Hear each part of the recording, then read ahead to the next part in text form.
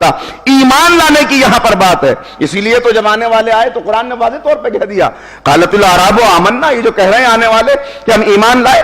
اب دیکھیے اتنے زور کے ساتھ کسی کو ریجیکٹ نہیں کیا قرآن نے.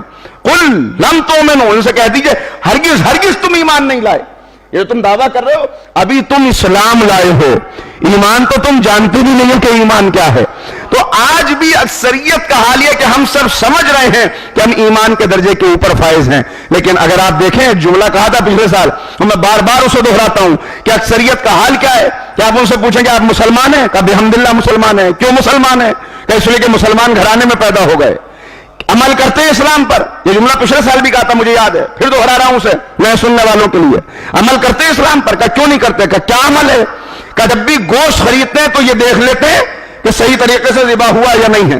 عزیزو جب شعور نہیں ہوتا، جب زبان تک کلمہ محدود ہوتا ہے، تو جیب میں حرام کی کمائی لے کر حلال گوشت کی دکان تلاش کرتا ہے اور سمجھتا ہے اس نے دین کا حق ادا کر دیا. یہ والا ایمان کامیابی نہیں دے گا، بلکہ شرط ہے کہ اس دائرے کے اندر آنا ہے. تو کون سا ایمان؟ بات آ گئی ہے تو عرض کرتا چلوں. غالباً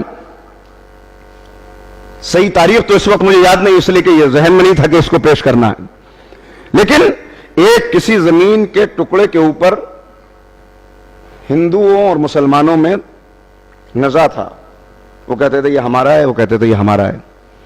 انگلش پیریڈ کا واقعہ ہے، غالباً سہارنپور کا. تاریخیں پڑھ رہی تھیں مستقل، فیصلہ کچھ ہو نہیں پا رہا تھا. ایک مرتبہ ہندوؤں نے یہ کہا، دیکھیں یہ کردار بھی پائے جاتے تھے، انہوں نے یہ کہا کہ جج کے سامنے کہ اس سلسلے میں ہم نے بہت سی گواہیاں پیش کی، بہت سی، لیکن ہم ایک نام پیش کرنا چاہتے ہیں.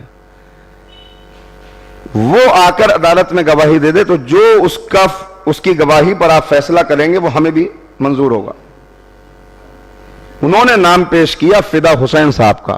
کوئی اس وقت کی شخصیت ہوں گے، کوئی تفصیل تو ان کی ملی نہیں. کہا فدا حسین صاحب اگر اس سلسلے میں گواہی دے دیں تو ان کی گواہی کو ظاہر ہے کہ مسلمان بھائی تو مان لیں گے، ہم بھی مان لیں گے، اور اس کے بعد ہم جو آپ کا فیصلہ ہوگا وہی ہم اس پر راضی ہو جائیں گے.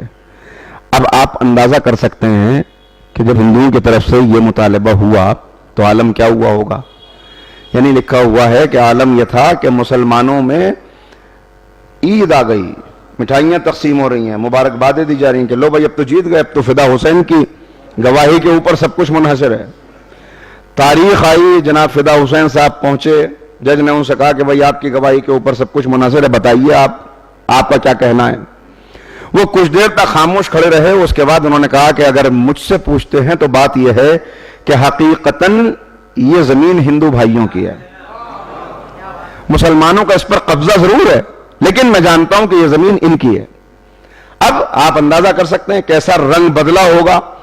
گالیاں دی جانے لگی، فتوے چلنے لگے، کافر ہو گیا ہے، نالائق ہے، اسے قوم کا کچھ خیال نہیں، ساری عزت مٹی میں ملا دی. لیکن اس وقت جو فیصلہ ہوا، دیکھیے سمجھے گا ایمان اور اسلام کا فرق کیا ہے. جو فیصلہ ہوا اس میں جج نے ایک جملہ کہا جو مجھے آپ کو سنانا ہے. کیا کہا؟ اپنا فیصلہ لکھتے وقت جج نے کہا آج مسلمان ہار گئے، اسلام جیت گیا.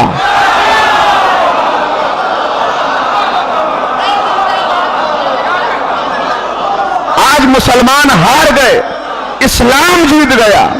عزیزو بس مرحلہ یہی ہے، تاریخ میں ہمیشہ مسلمان اسلام کو ہرا کر خود جیتتے رہے ہیں، مگر خود ہار کر اسلام کو جتا دینے کا نام کربلا ہے.